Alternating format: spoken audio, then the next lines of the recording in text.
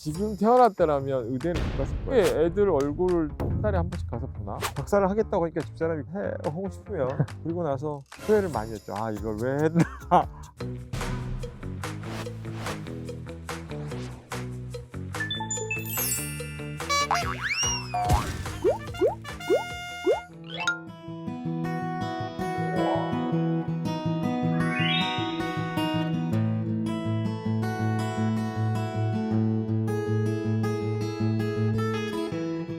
안녕하십니까, 신통박사 지기열입니다. 오늘은 여울지 캠핑장을 찾아왔습니다. 와보니까 글램핑장도 있고 캠핑장도 있고 캠프파이도 있고 시설이 잘 돼 있고 또 아늑해요. 그래서 오늘은 색다른 촬영이 될 것 같고 김포 지역을 많은 곳을 다녔거든요. 근데 이제 저에 대한 궁금증도 상당히 많으시더라고요. 그래서 신통박사 지기열이가 어떤 사람인가 제 얘기를 해봐야겠다는 생각을 했고, 실제적으로 신경외과 의사로서의 삶은 솔직히 너무 바쁘게 살아요, 저도. 그런데 환자분들의 얘기를 들으려면 심적인 좀 여유가 있어야 돼요. 통증이 있는 환자들의 얘기를 들어드리는 건 굉장히 중요한 얘기거든요. 그러기 위해서는 제가 정신적인 여유가 있어야 되지 않을까 하는 생각이 많이 듭니다. 그래서 오늘 이렇게 캠핑장 오고 별도 보이고 하니까 또 이전 촬영에서 느끼지 못했던 그런 느낌을 느끼는 것 같아서 오늘은 상당히 재밌고 중요한 촬영이 될 것 같아요. 기대됩니다. 손에 살 때 이런 것도 잘했는데 못한다. 신통박사 저희 유튜브 촬영해 주는 윤석인 PD님이랑 작업을 한 4번 정도 했거든요. 예전에도 저를 물어보시더라고요. 나에 대해서 궁금한 거 많죠. 예, 저만이 아니고 구독자분들을 대신해서 원장님이 어떤 분이신지를 소개해 주실 수 있는 기회를 만든다는 생각으로 여쭤보겠습니다. 네, 고맙습니다.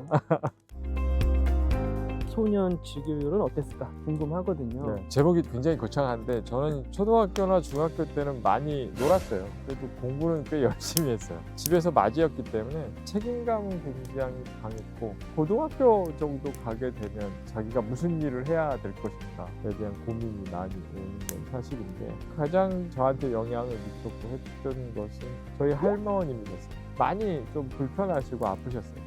그럴 때마다 고모네 댁에 가셨죠. 고모나 고모부가 의사셨고요.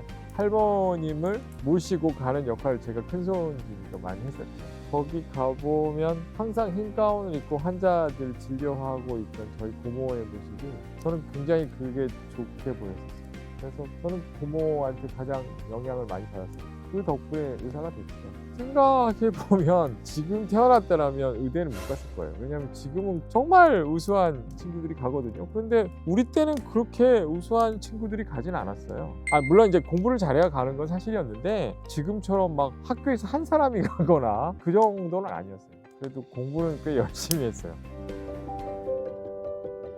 집에서의 지교율의 모습 이렇게 제목을 잡는다면 어떻게 보면 저는 처음에 바로 의대를 간 게 아니라 다른 학교를 다니다 의대를 가게 된 상황이어서 같은 학년 친구 동료보다 보통 3, 4살 정도 많았고 형의 대우를 받았죠. 근데 이제 그것들이 쉬운 일은 아니었어요. 내가 조금 먼저 해야 됐고 잘해야 됐고 하는 그런 짐 같은 것들이 따라다녔다고 볼 수 있죠. 그렇기 때문에 일도 레지던트 때도 제일 많았었고요. 집에 거의 못 들어갔었어요. 애들 얼굴을 한 달에 한 번씩 가서 보나? 뭐 그 정도밖에는 보지를 못했어요. 집에 가면 아빠 얼굴 잘 못 알아봐요. 아빠가 이렇게 안 나가면 울고 막 그랬어요. 그리고 아빠보다는 엄마한테 모든 걸 상의하고, 아빠는 그냥 뒤에서 든든히 지켜보는 거? 실제적으로 애들이 크고 성장을 하고 하는 것들은 집사람이 다 해줬다고 봐도 과언이 아니고, 저를 의사로 만들어준 사람은 집사람이라고 많이 생각을 해요. 참 감사하는 점이에요. 네.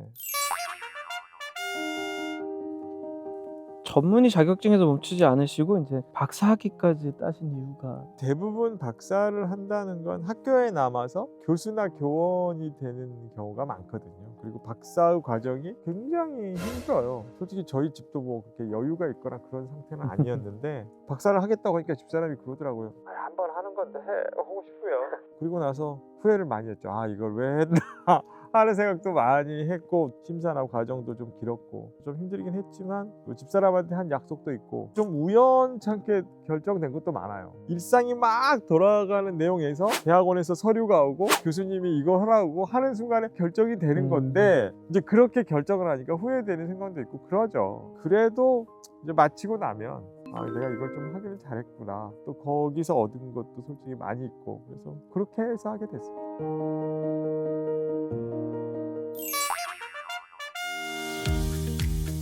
신통박사라는 이름으로 유튜브를 해야 되겠다라고 생각하시게 된 계기가 신통박사는 신경통증학회가 제일 크죠. 이름은 너무 잘 지어주신 것 같고요. 수술하는 외과 의사가 항상 생각하기에 통증을 가진 사람들을 다양한 접근 방법이 중요하다고 생각해요. 주사 놓을 사람은 주사 놓고 시술할 사람은 시술하고 그래도 안 되게 되면 수술적인 내용으로 접근하고 이렇게 단계별로 조정을 해서 균을 형성해 놔야 된다는 거죠. 첨보적인 재능이나 아무리 뛰어난 수술 기술이 있어도 환자 자체에 가지고 있는 환자 팩터가 갖추어지지 않으면 결과는 결코 좋지 않거든요. 환자들 통증 자체를 전인적인 방법으로 접근해서 필요한 것만 한다. 통증이 어디서 오고 근본 원인은 뭐고 가장 적합하게 해결할 수 있는 방법은 뭘까? 그런 것들을 생각을 하죠. 그리고 그렇게 함으로써 환자들한테 더 많은 도움을 줄 수 있지 않을까 하는 생각이 들어요. 불이 죽네 이거. 불이 죽으면 안 돼 이거.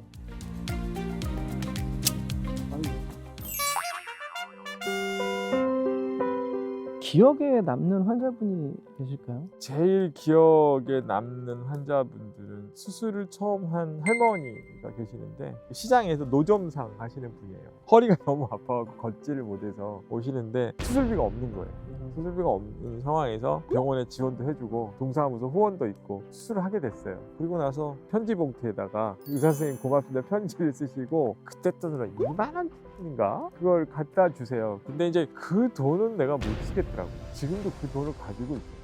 그런 분들이 가져다 주셨던 마음의 정 같은 건 잊어버리지 못하고 그래서 일을 계속 할 수 있는 것 같아요. 제일 잊지 못하는 게 그런 거죠. 지금도 힘들 때는 그런 일들을 생각해요. 그런 분들도 있을까요? 혹시 진상 환자? 힘든 환자분들은 계시는데 제가 머리 수술하는 환자도 봐보고 해보기도 했지만 머리 수술은 권위적으로 세게 얘기할 수도 있어요. 그런데 척추 수술은 죽고 사는 문제가 아니고 불편함의 문제라 환자들의 아픔이나 힘든 점을 공감해야 돼요. 저한테 와서 막 말도 안 되는 얘기도 하시고 억지도 부르시고 그런 거 있지만 한편으로 돌이켜보면 불안하니까 나한테 더 그런다고 생각을 해요. 그리고 그런 것들은 이제 힘들다, 진상이다 뭐 이런 내용으로만 밀어붙이면 환자가 정말 나한테 하려고 하는 것을 못 잡아내요. 그냥 그건 그러려니. 그래야 제가 저분들의 얘기도 들어줄 수 있고 우리한테 마음을 열어주고 또 좋은 치료가 이루어지고 조금이라도 도움을 줄 수 있어요. 네, 그건 확실한 것 같아요. 근데 저도 많이 힘들어요. 그런 분 만나면 솔직히.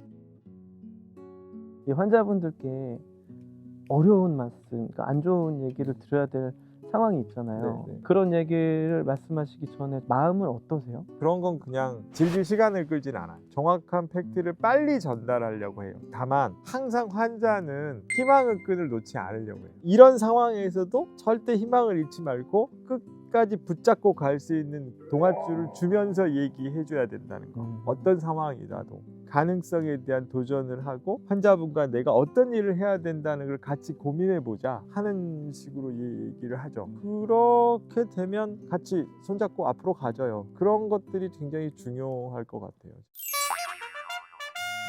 봉사활동이나 사회공헌활동이나 이제 이런 것들도 많이 하고 계신다고 들었는데 네. 그걸 하시게 된 계기라든가 제가 존경하는 스승께서 하시는 말씀이 도서 벽지나 이런 데 가서 환자 좀 보고 싶어. 왜 그러세요? 그러니까 의사가 나를 위해서 좀 살았다면 남을 위해서 사는 것도 필요치 않아? 하는 거죠. 시골 도서나 벽지에 가보면 의사도 없고 아파도 갈 사람이 없거든요. 근데 그 아픔이나 내용들을 자기가 가지고 있는 능력을 갖고 좀 덜어줄 수 있고 또 자기가 안 되면 큰 병원에 있는 사람들한테 보내줄 수 있는 거 이거 굉장히 큰 거거든요. 건강관계나 이런 내용을 가봐도 어르신들이 어디 아프시면 나 이거 아픈데 무슨 과를 가야 되냐 이런 걸 물어보세요. 그런 아주 작은 것들을 해결해 드리고 접근하는 방식을 여러만 드려도 굉장히 크고 좋은 일이라고 저는 생각해요. 그걸 베푼다 그런 게 아니라 병환이나 질환을 아는 분들이 저한테 할 수 있는 기회를 주셔서 숙련된 의사가 돼가는 거거든요. 그런 걸 받은 만큼 필요한 분들한테 해드리는 게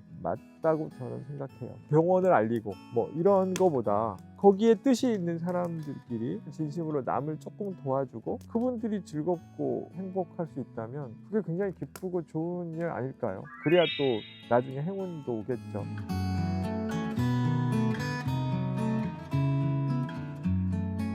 제가 환자로서 병원을 방문해서 있었던 적이 있는데 병원 밥이 정말 맛있었거든요. 특별히 이렇게 신경을 더 많이 쓰시는 이유가 있나요? 저도 여러 병원을 돌아다녀 봤지만 병원 밥이 맛있었어요. 그래서 저도 이제 직원들한테 뭘 해주는 게 가장 좋을까. 근데 우리가 다 이런 일들을 하는 것들이 먹고 살자고 한다고 그러잖아요. 먹는 게 그만큼 중요한데 일을 하고 식당에 갔는데 밥까지 맛없으면 얼마나 짜증이 나겠어요. 그래서 밥 하나만큼 맛있게 만들어 보자. 제일 중요한 게 재료가 좋아야 된다더라고요.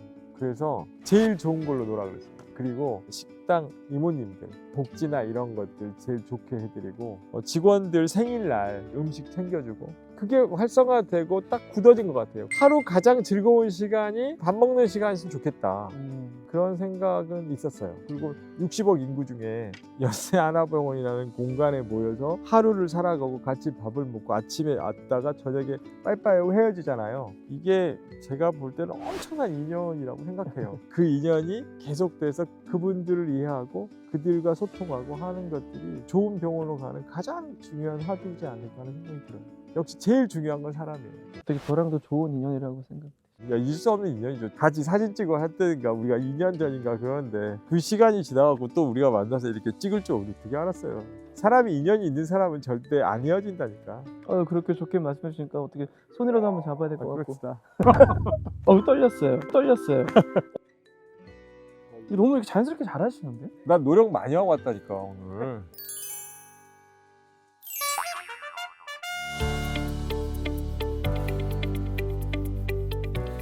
저희 병원이 그냥 편하게 오실 수 있는 친절한 병원, 믿을 수 있는 병원, 봉사하는 병원 이런 병원이 됐으면 좋겠고 그 중에서도 가장 중요한 거 하나만 골라라 하면 어떤 환자분한테도 친절할 수 있는 병원 이게 제 목표라면 큰 목표죠.